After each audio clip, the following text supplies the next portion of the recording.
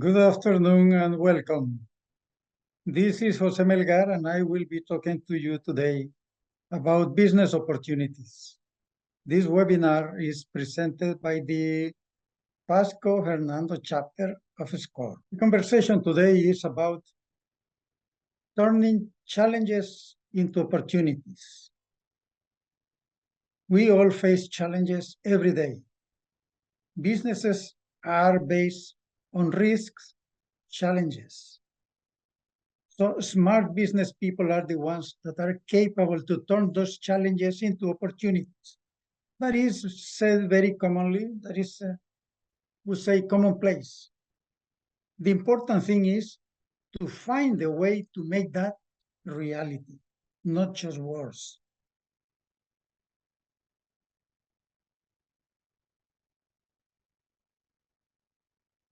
First, let's talk about SCORE. This is our chart for the results of last year. So our 10,000 volunteers in all the US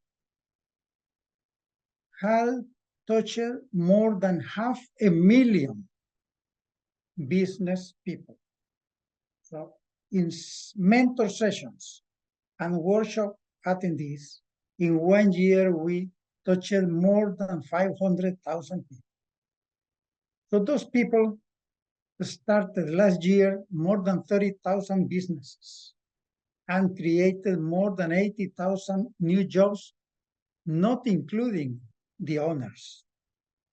This is our scorecard. This is one thing that we feel that we are making a difference, since SCORE will be celebrating 60 years in January next year. SCORE started in 1964.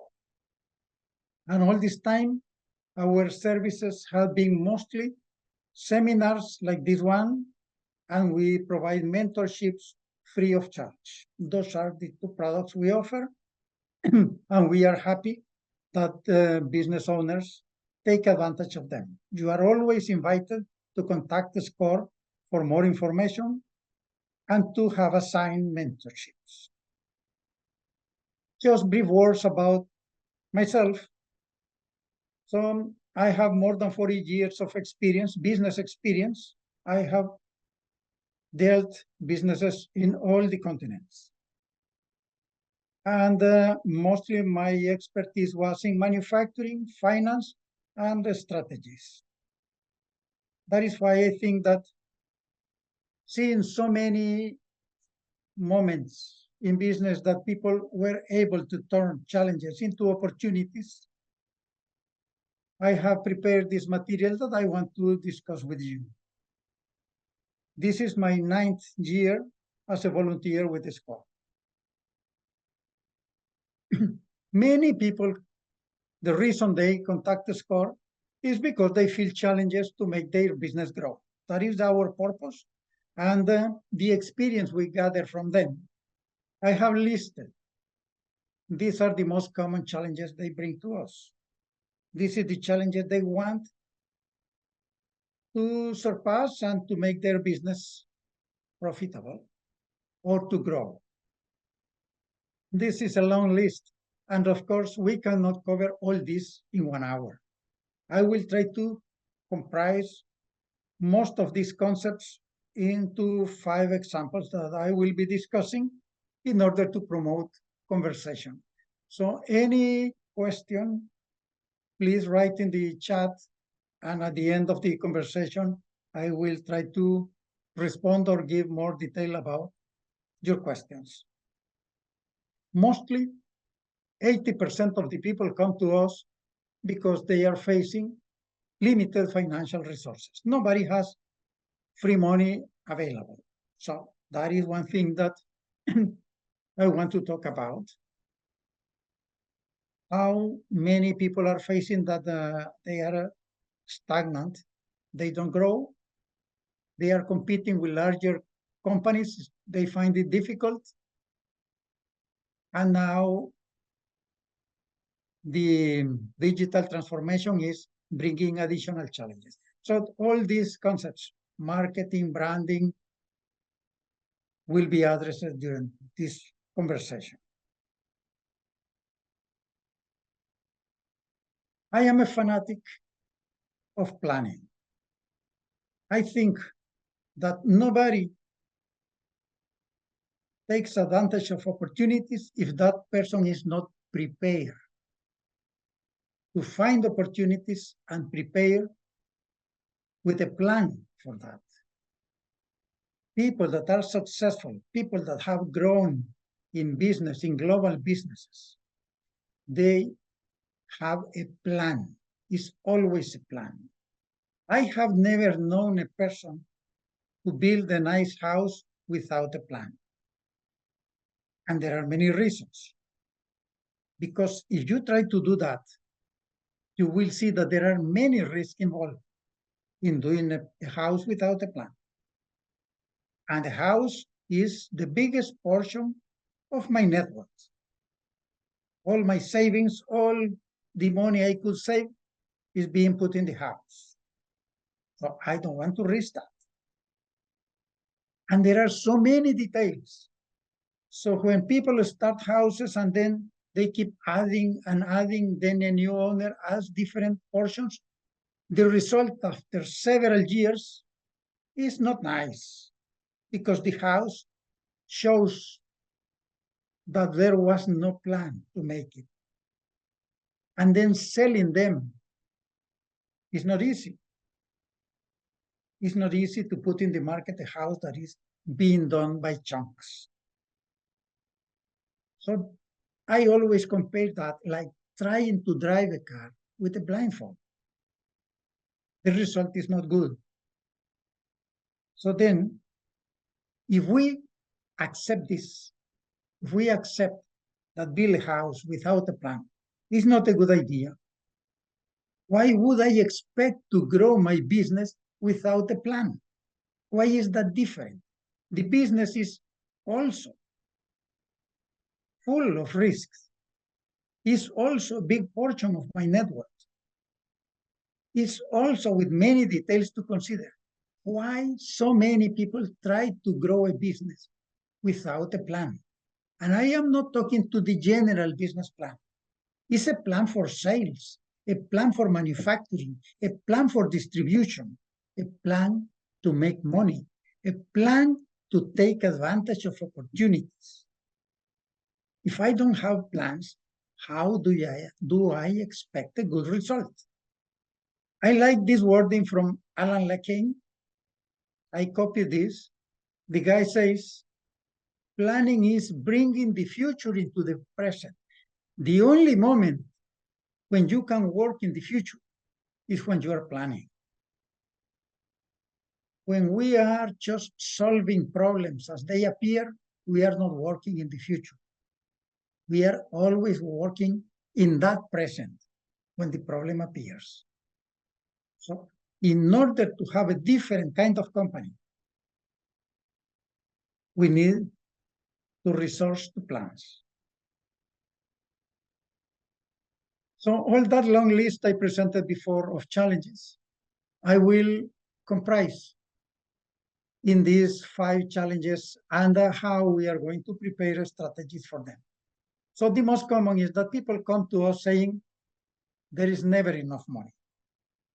Another says, I have slow sales growth. I cannot become in a big company. We need to talk about also execution. We have good plans, we have good ideas, but we never execute. And one big reason of death of business is when the owner is exhausted. The owner cannot keep working every single day without vacations. So there is too much dependence on the founder. And networking. In order to grow, we need to develop a network of contacts. Let's address this one. There is never enough money.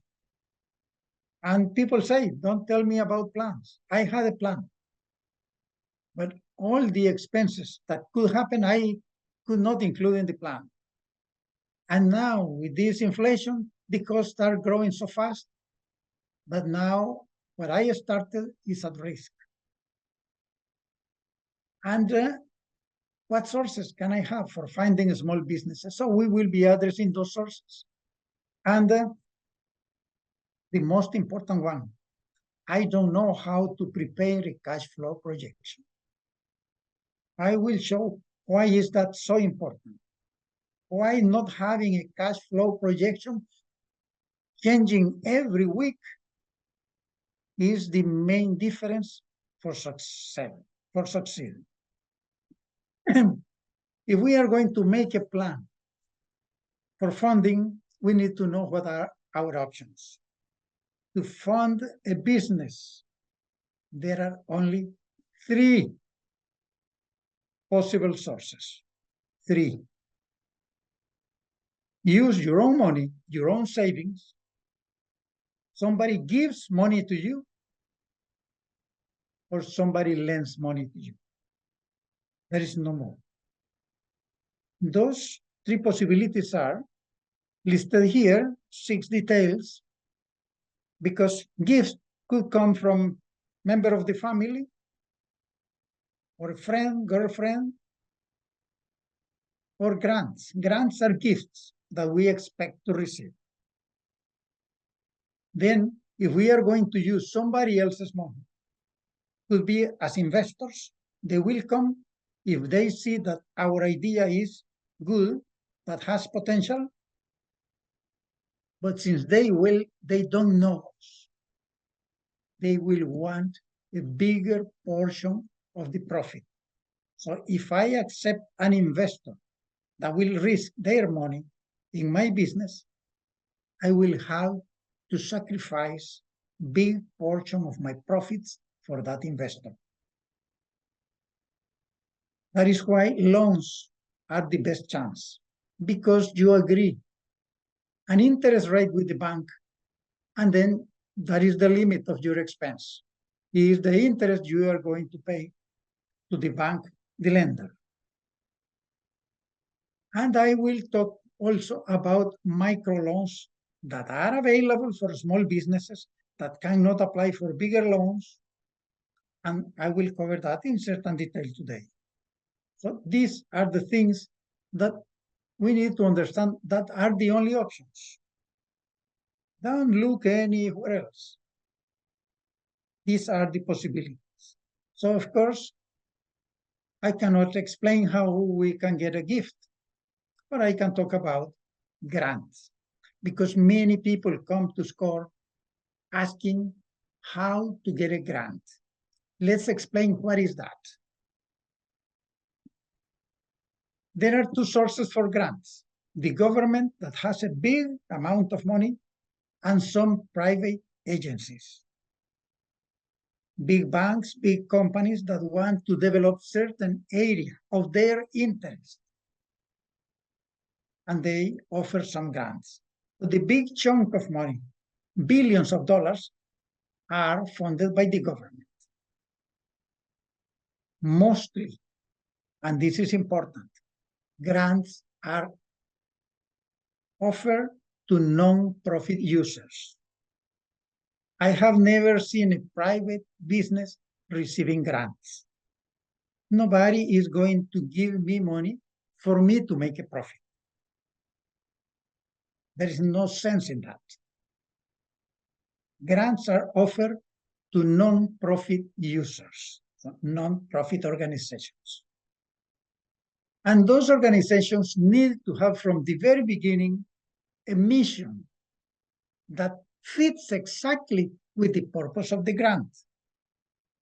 What I mean is, if I have a non-profit organization that is dedicated to health care of abandoned children, and I see that there are grants for the development of better corn fields, I cannot apply because it's not my expertise. The organization that gives the grant will say, no, your expertise is abandoned children, not cultivating corn. That is why we need to align in order to have possibility to be accepted for a grant. And those grants, the application must respond to a need in the community. If I see that now the single mothers are delegating the care of the children to the grandmothers. So I say there is a need in the community because many grandmothers are now taking care of children and they are not prepared. Okay, so there is a need and I need to support. In my county, there are 600 grandmothers that are taking care of abandoned children, and that is why I need this grant. And then I need to see what agency offers that. So needs to respond to a need in the community that has not been addressed before. If somebody is already covering that, they will not give me money for that. When I am asking for a grant, I need to show that I have at least 2 years of experience in the area that I am saying that I will be using the money. So the person that gives the grant needs to know that I know what I am talking about and that I can do what I am saying. Another important thing is to understand that grants are given in the way of reimbursements. If somebody gives me a grant of $500,000, they will say, okay, in January, I will give you 100,000. You do what you are saying, and in 2 months, I will come and see that you have used that money in the way you said, and I will give you another 100,000. And that will be every 2 months until we use all the 500. So nobody will give me all the money for me to do as I please. I have to do according to the program I offer them. So since we are talking about getting ready to take advantage of the opportunities of grants, this is the way to get ready. I need to identify what is the need that I am going to cover. Then I will search for grants for that need. I need to register as interested party with the provider. So the government has a website where I can register to keep asking for grants. It's not that it's one shot. I can be asking for grants every year or twice a year until I am approved for what I am looking for. This is the website. In the government is www.grants.gov. And I need to get familiar with that in order to be prepared. There is also a directory of foundations that offer grants, and this is the website that is mentioned here. So I go there and I will find a list of organizations that offer grants. And then I will see which one is closer to the need that I willing to solve. I need to pay attention to the guidelines they say, how they give money, under what conditions. I cannot try to bring them to my conditions. I have to work in their conditions. Follow the instructions. There are no shortcuts. They will not allow that. We have to do exactly what they are asking in the paperwork and be clear and right to the point. So this is the way that I can be prepared for grants. If I am finding, if now I am starting a nonprofit, I say, okay, I am planning now that in 2 years I will be asking for a grant. Then for these 2 years, I will be working in a way that my organization can survive and can fulfill certain service to the community.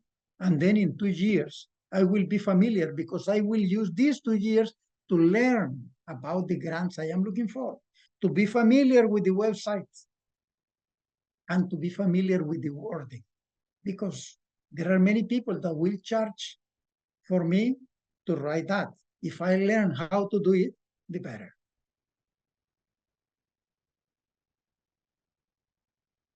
So this is what I have about grants. Now, I want to talk about strategy for bank loans. In the same way, I need to build a banking relationship. In my career, I worked for 8 years as treasurer in a corporation.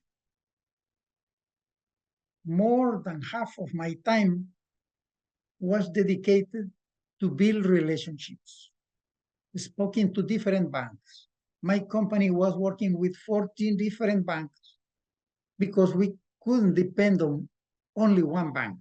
We needed to have many sources available for the moment we needed money.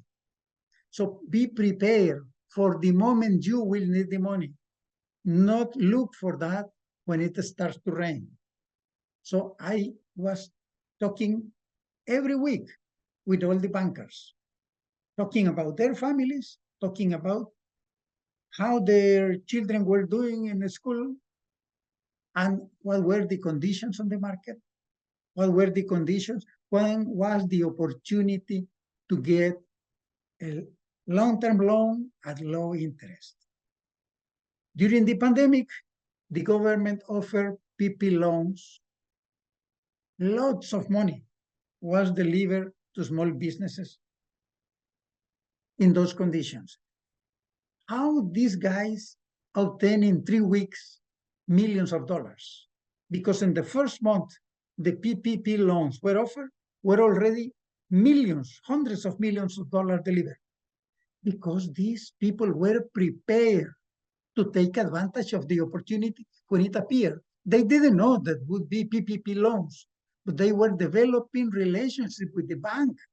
And then when that money was available, the bank called the people they knew. They could not call the people that don't exist. It's the relationship. If I want to keep a long-term company and I want to find resources, funding for my business, in the moment I need them, I need to keep this relationship growing. And of course, using the bank, asking for credit cards, asking for line of credit, using their checking account in order that I see that I am always active and taking care of my business score, trying to keep always in high standards. And of course, I need to be in business for 2 years. Why? Because the bank needs to know that I know my business. The bank will not risk the money when I have an idea and I say, I want to start a business. They don't know me. Why would they risk the money?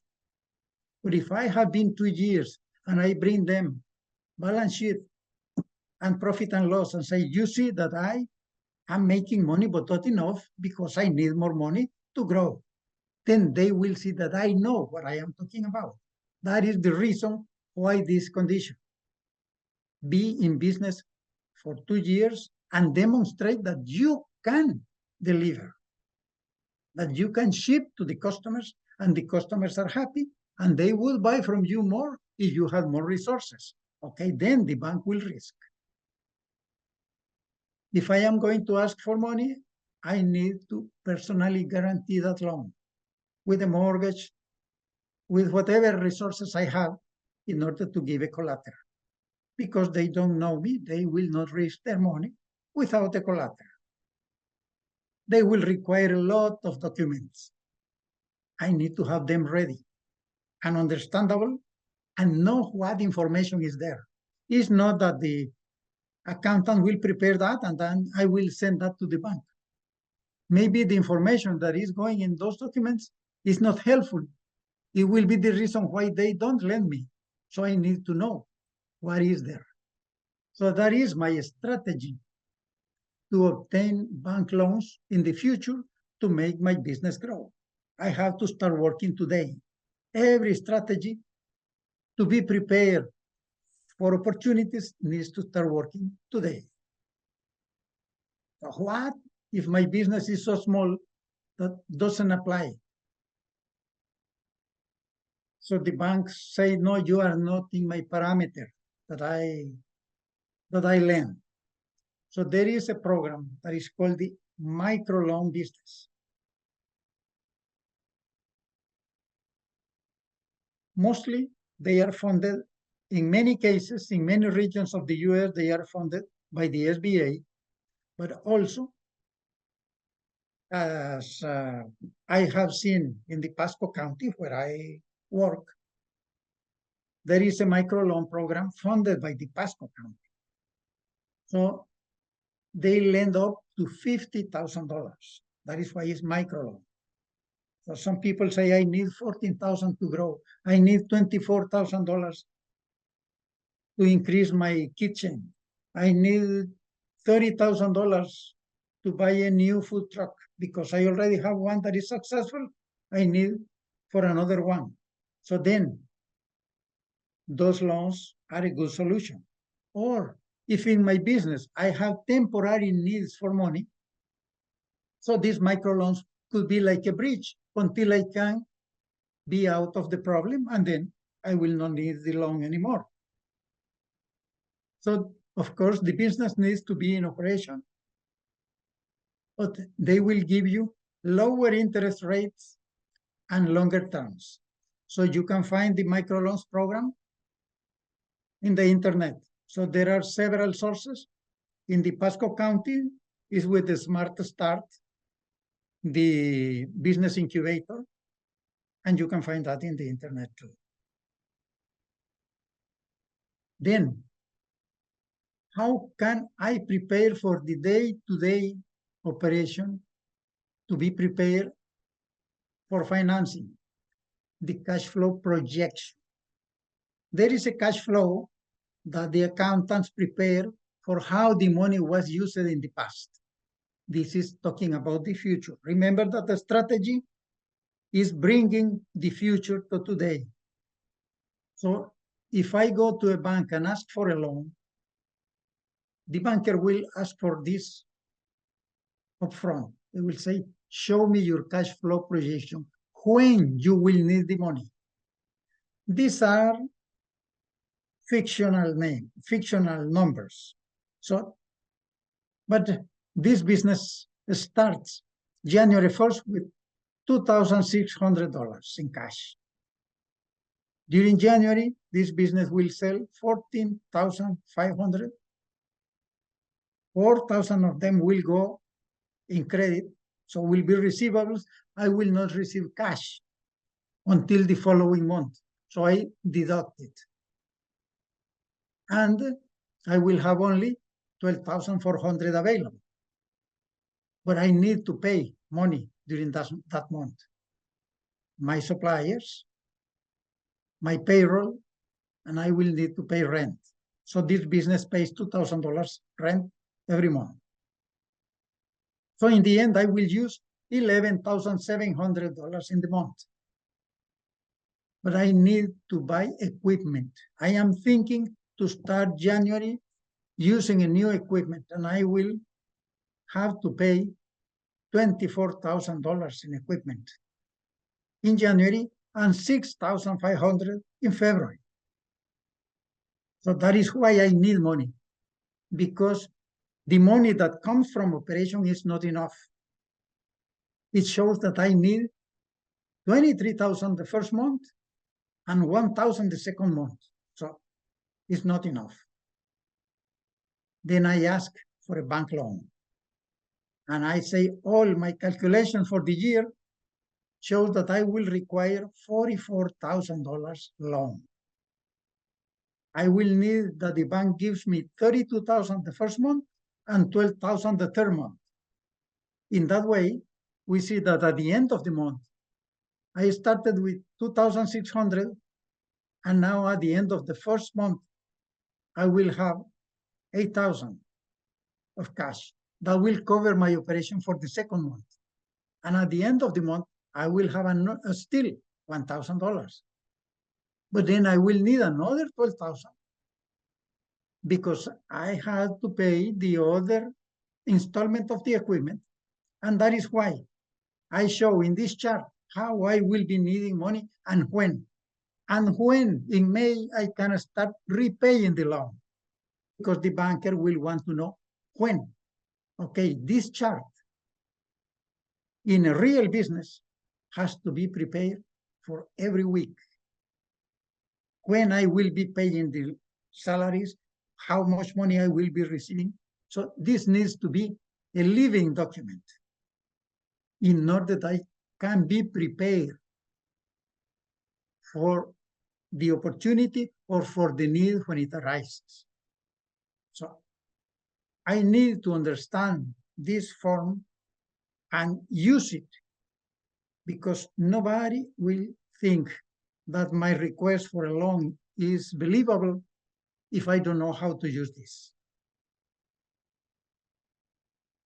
I know this is a big document to be discussed in some minutes. What I am trying to bring here is the concept. I need to know, I need to show that I use this every day. I personally use it every day. I have my cash flow every single day because I need to know where I am standing. I am not a business person if I don't manage my cash so tightly. Okay, so those were my ideas for the first challenge. And let's talk now about the number two. Number two, in the frequency that people come to SCORE asking for help. They say, my problem is that I cannot make my sales grow. They are growing so slow that my business will not be the one I dreamed. So what are the main reasons? Because we analyze with them, and then some business is because they have a client dependence. So they depend too much on one client. If that client doesn't grow, they cannot grow. So doesn't matter what the owners do, is that what the client do is what is important for growth. Others have competition from larger corporations, and they have benefits of scale. It's not easy to compete with them. But most importantly, what I find in every case, I ask, show me your sales plan. I don't have a sales plan. Why? I don't have a marketing strategy. I open my door every day for business and wait for the best. Okay, hope is not a strategy. A strategy is a plan, is numbers, is list of actions. What actions will I do in order to get sales increase? What am I doing to grow? What is my plan to do? So this is what I will talk here in order to take opportunity of this challenge. When I say dependence, maybe I have a contract with the government. That is a good thing.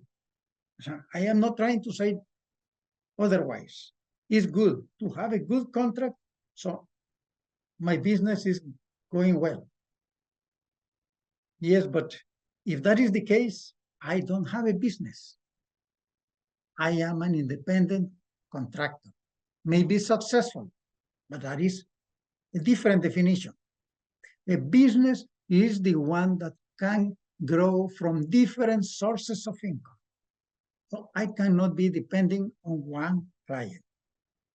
If I am supplier to Walmart, that is great. Everybody dreams with that.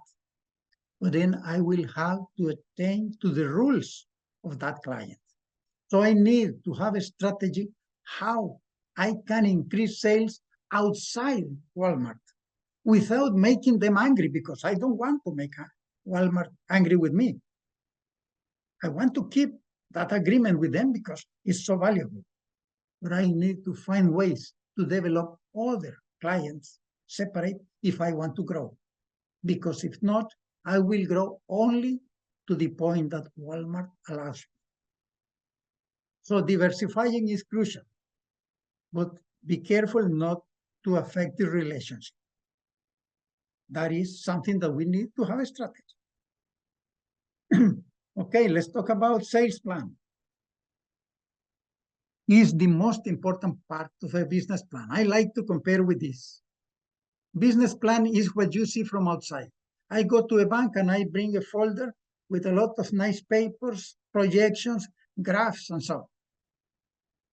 It's like going to a dealership and see the nice cars there. You see only the exterior. And you say, I like this car.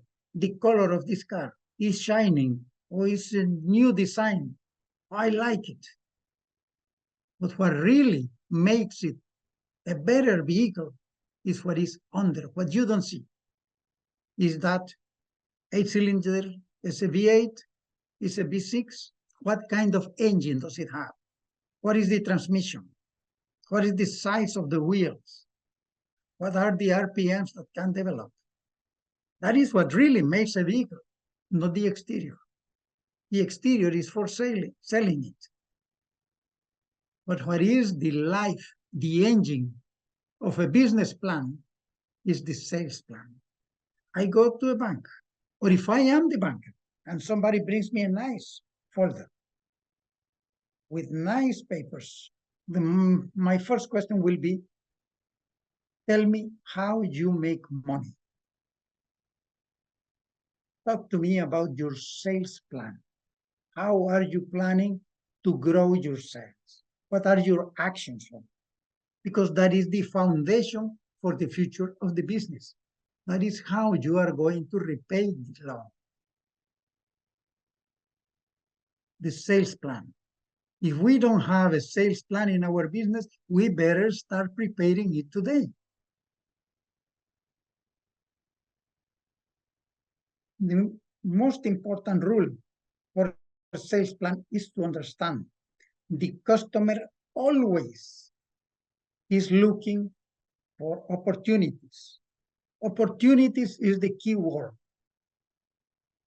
So when a customer sees an ad saying, this company is offering 25% for this week, people go there even for curiosity because they want to take advantage of the opportunity. If they go there, then they don't see that what they are selling is not good, or they already have what is offered at 25%, maybe they don't buy. But they were looking for opportunities. If I want to grow my sales, first I need to think what opportunities I am offering my customers. I complain that I am competing with bigger corporations, that they have more resources. So I need to offer something different to my client. If I want to attract a client, what is the opportunity I am offering? Is because I am near them? I am closer? Or I say, I will give you my cell phone and you can call me at midnight. You can call me at 3 a.m. and I will come to you. And a big company will not come to you. That is an advantage. That is an opportunity that the client could accept. So what am I offering that is different? That addresses that the customer always wants to take advantage of opportunity. Then I will target my initial customers. I say, okay, I am starting in this area. I will address all the people that are surrounding that high school that is there. There are young students, there are apartments near them, so my laundry will be addressed to them. So I will focus on those as my initial customers, and I will send all my publicity, all my messages, everything to them. I will not spread to the rest of the world. I will start with them because I think that they will make my business grow because I have an idea for that. Use different sources, all the digital sources we can think about.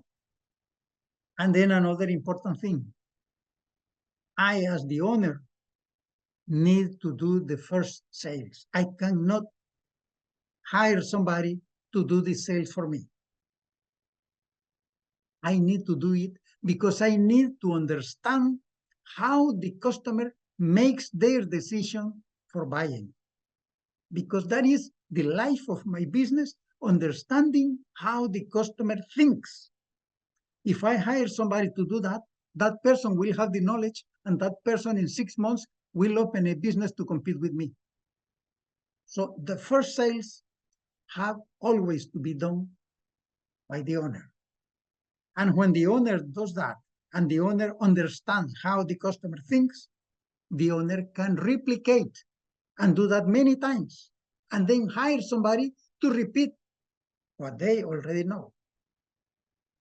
And that is how sales grow, how businesses are selling $5,000 per month, and then another business that is doing the same is selling $50,000 per month, because it's replicating many times that knowledge.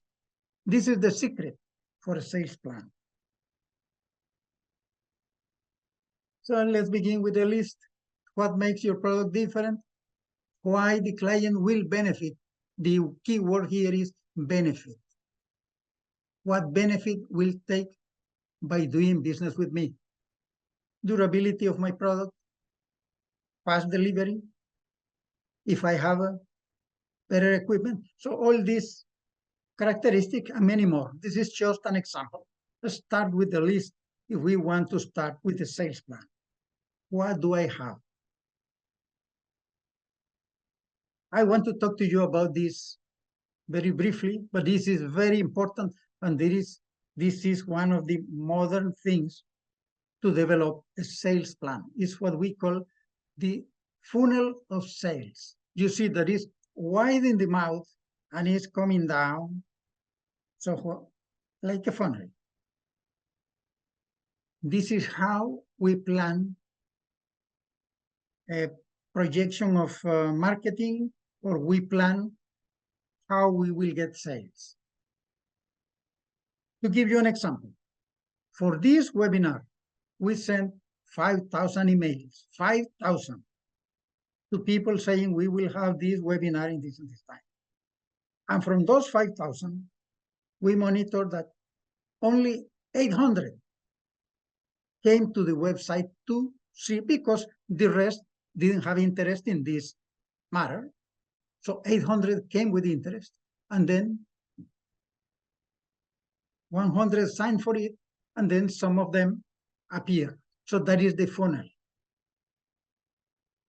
So big mouth was 5,000, and now the people that register for that. So that is how we plan a sales increase.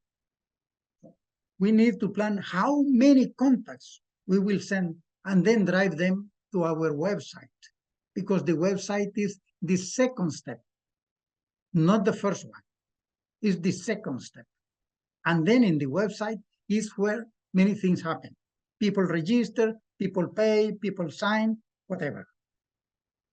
That is how we plan a sales strategy. Of course, there is now modern marketing. Many people are talking about digital resources and so on. But to summarize, nothing is as important as your online profile. Your online profile is your website plus the links to social media. So you have to link your website with the other outlets you have in social media, in order that the client finds you in every point they touches in your different outlets. So you need to make sure that the website is well organized and meets their need. If they are looking for something, you have to make it easy. Is to make business with you easy. That is the purpose. So invest wisely if we are going to go in an online resource. Discuss with the person who is going to prepare that, and review it until you are satisfied that your website is responding in the way you want. So now let's talk to the other points that we were saying. We have maybe good plans, good ideas. We have been working with a guy from SCORE, and this guy has given us some support, has reviewed our plans, has discussed, giving us some more advice, and then we have an excellent plan. But then we put it in a drawer and nothing happens. That is poor execution. So that is one thing, that if somebody is evaluating to give us a loan will say, how good are you executing? Is the ability to perform the task without repeating mistakes. We have to implement it. We have to walk the talk. Because people that keep doubting, oh, but I need to review it. I had another advice from here. So it never happens. So are forever in reinvention and reinvention and reinvention, and nothing happens. And of course, we need to balance quality and growth. So the quality of my idea with the growth, I am refraining if I keep delaying the execution. So this is one of the hurdles that people find not to grow, because they are not good in execution. There are many ways to prepare for execution. And of course, we don't have the time to go through that, but this is the execution cycle that is used by the armed forces. Task forces. Mostly I took this from a manual of the Air Force. They use this debrief cycle. So we make a plan. Brief is that we tell all the people involved. If we have employees and we have partners, let's say that we have transport people and we have a technician for the website, we brief our plan to them. We tell them and make clear that everybody understands that. Then we execute. And then we debrief. We review what happened. Because many people fail in the debrief. They say, oh, this plan didn't work. No, is that we didn't review what happened. And then we plan again and plan again until we make it perfect. So if we are not good in executing, all what I have been saying in 45 minutes was nothing. We need to get a new perspective, see that with different pair of eyes. Change our viewpoint, listening to our customer, listening to the people that work with us, and delegate. Delegate and know how to delegate.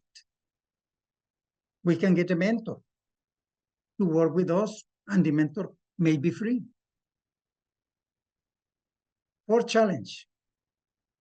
We spoke about the owner's fatigue. That when one person tries to do everything, that person is affected in his personal or her personal life.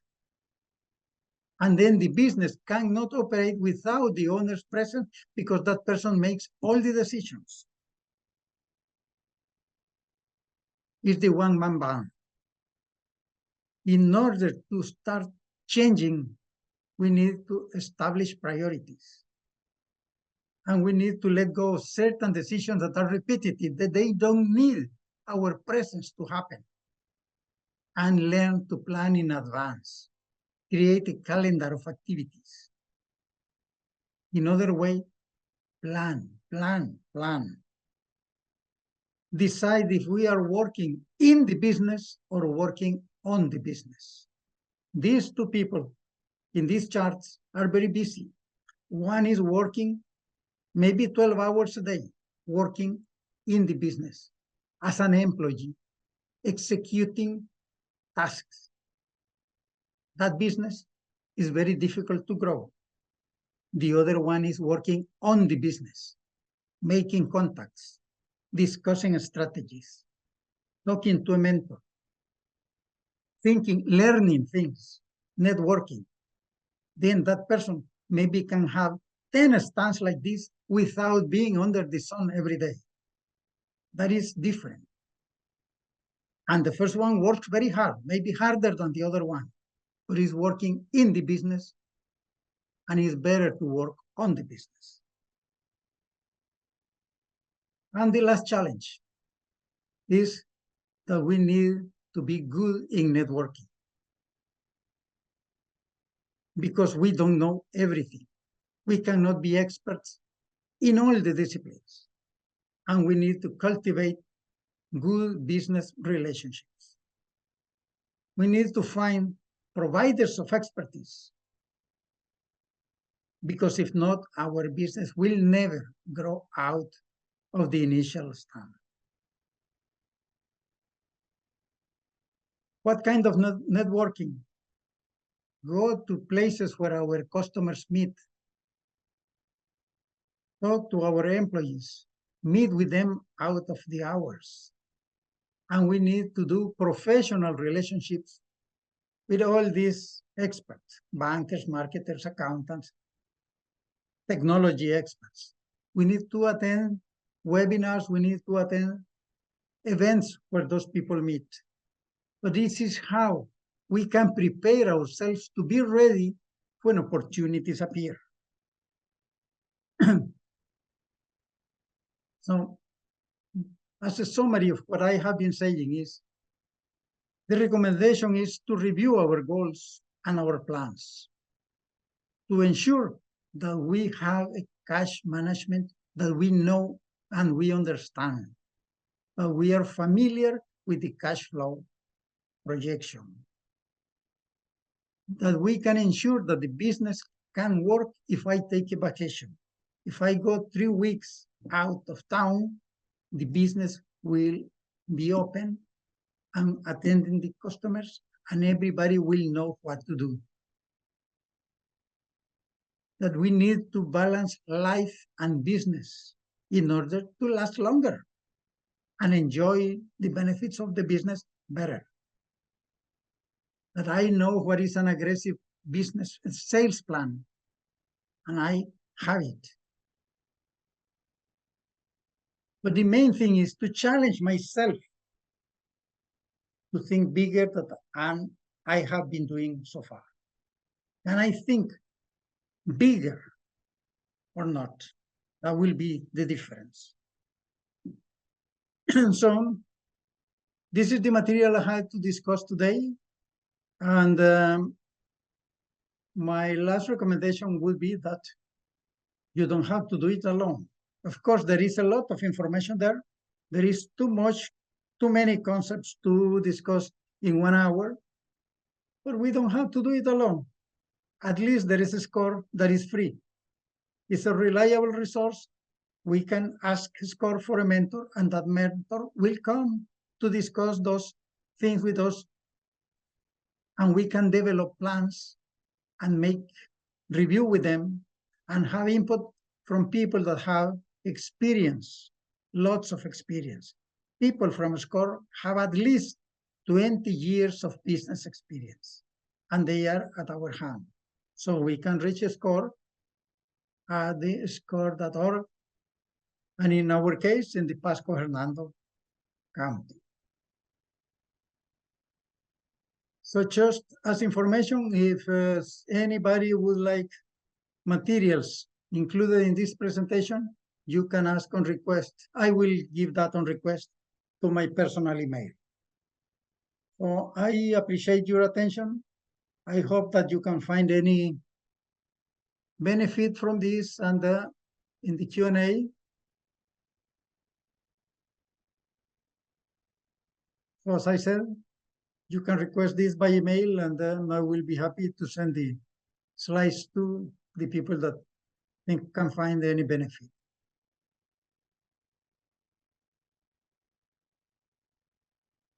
I appreciate your attendance today,